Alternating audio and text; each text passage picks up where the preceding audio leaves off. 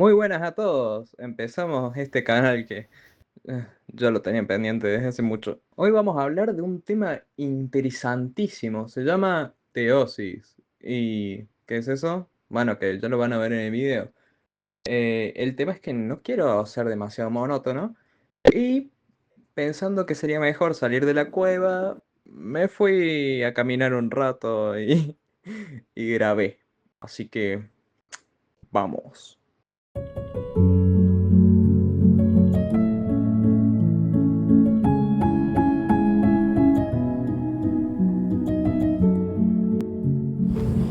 Un día estaba leyendo Historia de un alma de la doctora de la iglesia Santa Teresita del Niño Jesús. Más específicamente la carta que ella le envió a su hermana Celina después de haber entrado al convento. Y hubo algo en esa carta que me llamó la atención. Decía más o menos así. Nada temas, Celina. Él está cerquita de nosotras. Él mismo es el que mendiga de nosotras esta pena y estas lágrimas. Sabe que es el único medio para prepararnos para conocerle como Él se conoce y llegar nosotras mismas hasta ser dioses. En aquel momento me preguntaba por qué Teresita hablaba que ella y su hermana iban a ser dioses, ¿no? Como que no me quedaba muy claro porque pensaba que era más parecía más a la tentación que puso el diablo a Adán y Eva en el jardín del Edén. Y hasta pensé si es que los protestantes tienen buenos motivos para acusarnos de idólatra, porque si ella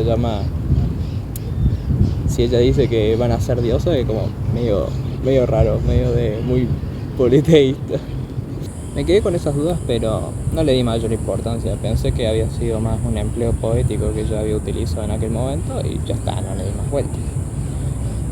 Pero todo cambió hasta que Llegó mi catequesis de confirmación. ahí repasamos el sacramento de la comunión y el que nos estaba dando la charla dijo más o menos lo siguiente. Al momento de recibir la comunión, ya no sos un simple hombre, sino un hombre Dios. Esto se refería a que en la religión católica creemos que cuando el presbítero, es decir, el cura, consagra el pan y el vino, hay un cambio en las sustancias del pan y el vino que pasan a ser el cuerpo y sangre de Cristo. De manera que Jesucristo está presente, todo entero, en la Eucaristía. Por tanto, cuando uno recibe la Sagrada Comunión, no está sino recibiendo el cuerpo, la sangre, el alma y, esto es muy importante, la divinidad de Cristo. Claro, si uno lo piensa, esto como que te resuelve muchas dudas, porque la unión con Jesús te une a Dios mismo de manera que participas de la naturaleza divina. De manera que, en ese sentido, Teresita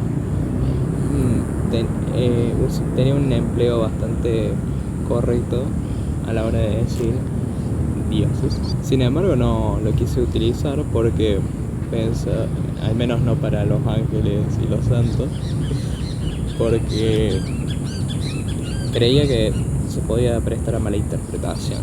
Entonces, bueno, como que iba a dejarlo como que hay.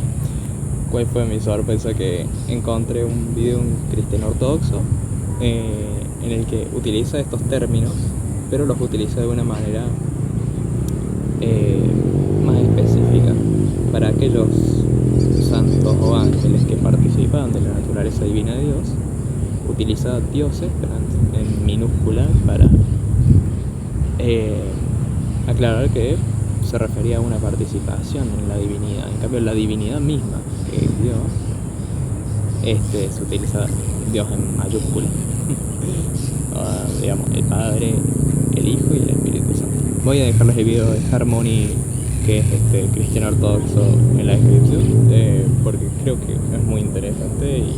Y bueno, fue con este video que aprendí que este tipo de divinización que se daba durante nuestra existencia en la tierra y que se daba una vez que los santos iban al cielo, se llamaba teosis.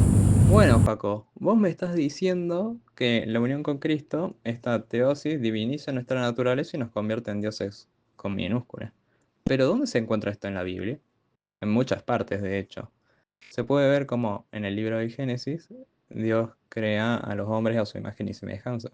A estos, Adán y Eva, los pone en el jardín del Edén, donde hay dos árboles, el árbol de la vida y el árbol prohibido, que se le llama ahí el conocimiento del bien y del mal. ¿Cuál es el árbol que Dios desea que los hombres coman? El de la vida. De haber hecho esto, Adán y Eva estarían en el cielo mismo, serían dioses. Pero justamente comieron el que no debían, eligieron redefinir el bien y el mal bajo sus términos antes que vivir conforme a la sabiduría de Dios. Y esto produjo una ruptura con su creador. Pero Dios no se rindió y para atar el daño provocado, se encarnó en Jesucristo para darnos así otra oportunidad. Esta oportunidad de la divinización se ve en varios pasajes del Nuevo Testamento. En particular me gusta este de Juan 6, donde Jesús habla de la Eucaristía y dice lo siguiente: el que come mi carne y bebe mi sangre, permanece en mí y yo en él. Así como yo, que he sido enviado por el Padre, de la misma manera, el que me come vivirá por mí.